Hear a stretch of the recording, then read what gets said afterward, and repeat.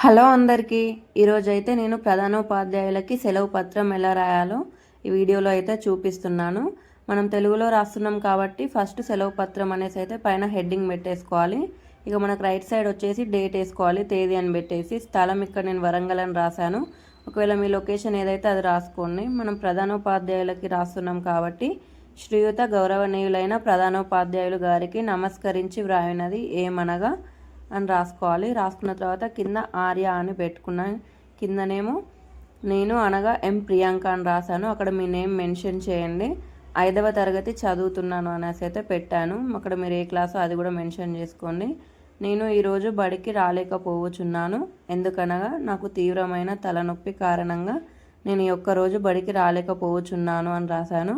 అక్కడ మీరు ఏ రీజన్ వల్ల అయితే మీరు వెళ్ళలేకపోతున్నారో ఆ రీజన్ మీరైతే రాయండి. కావున నాకు దయచేసి ఈ ఒక్కరోజు సెలవు ఇప్పించగలరని కోరుతున్నాను అని ఇక్కడ వరకు అయితే నేను మ్యాటర్ అయితే కంప్లీట్ చేసేసాను. కింద మాత్రం మనకు వచ్చేసి కృతజ్ఞతలు అనేసి అయితే పెట్టుకోవాలి.